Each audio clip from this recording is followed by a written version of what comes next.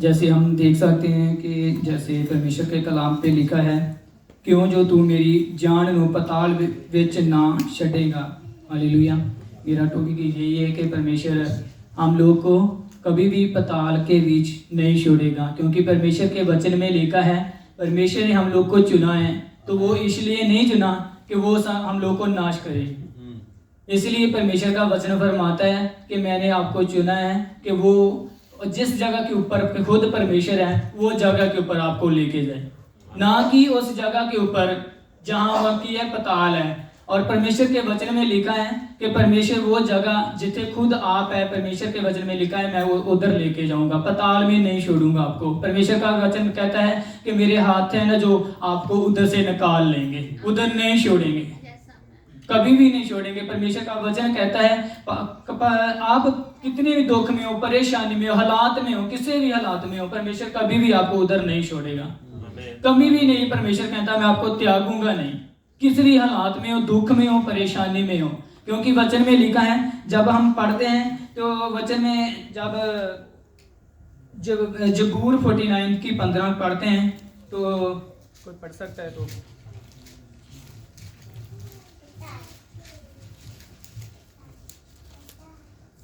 लेकिन खुदा मेरी जान को पताल के इख्तियार से छुड़ा लेगा, क्योंकि वही मुझे कबूल करेगा। आमीन। हाले परमेश्वर के कलाम पे लिखा कि वही मुझे क्या करेगा, कबूल करेगा। जिसने हमको कबूल ही कर लिया है तो हमको कभी छोड़ेगा वो नहीं, कभी त्यागेगा वो नहीं, क्योंकि परमेश्वर ने हमको कबूल किया है।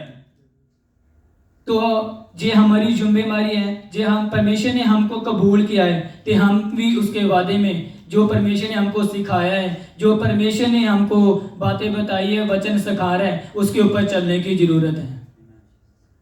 क्योंकि फिर कभी परमेश्वर के जिसका भरोसा परमेश्वर के ऊपर है, विश्वास परमेश्वर के ऊपर है, परमेश्वर कहता मैं कभी छोड़ूंगा नहीं, कभी उधर रहने नहीं दूंगा तुझे।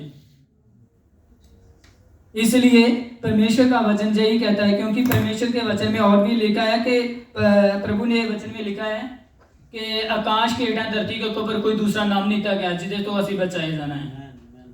तो इसलिए एक ही नाम है, वही हमको निकाल सकता है, वही हमको हमारे हालात जितने भी हैं वो निकाल सकता है। तो इसलिए परमेश्वर का वचन एक और पढ़ेंगे, प्रेरितों के काम 2 की 31।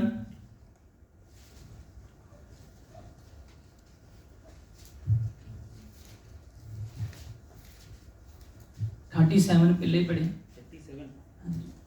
सब सुनने वालों के हृदय छिद गए और वे पतरस और शेष प्रेरितों से पूछने लगे, हे भाइयों हम क्या करें? 27 भी पढ़े ब्रदर। क्योंकि तू मेरे प्राण को अधलोक में ना छोड़ेगा और ना अपने पवित्र जन को सड़ने ही देगा। हालेलुया। परमेश्वर के वचन में लिखा है कि हम लोग को वो पताल में सड़ने नहीं देगा। और 31 में पढ़े ब्रदर। उसने होने वाली बातों को पहले ही से देखकर मसीह के जी उठने के विषय में भविष्यवाणी की कि ना तो उसका प्राण अधलोक में छोड़ा गया और ना उसकी देह सड़ने पाई। हालेलुया। परमेश्वर के वचन में लिखा है कि खुद जो परमेश्वर ने हमारे लिए दुख चले हैं तो वो उसकी भी जो बॉडी थी वो गली नहीं, वो सड़ी नहीं, तो हमारी भी वो सड़ने नहीं देगा। ये परमेश्वर का वादा है। जब हम प्रेरितों के काम में पढ़ते हैं कि परमेश्वर कहता है कि मैं तेरी शरीर को कभी भी गलने नहीं दूंगा।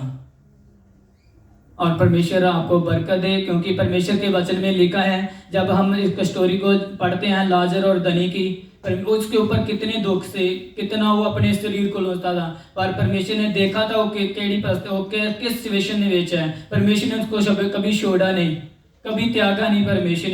परमेश्वर उसको स्वर्ग में लेके गया। ताकि करके वो धनी था जो देख रहा था लाजर को, तो इस परमेश्वर भी चाहता है कि हम लोग स्वर्ग में जाएं, कभी वो छोड़ेगा नहीं, कभी त्यागेगा नहीं। आमीन। God bless you all.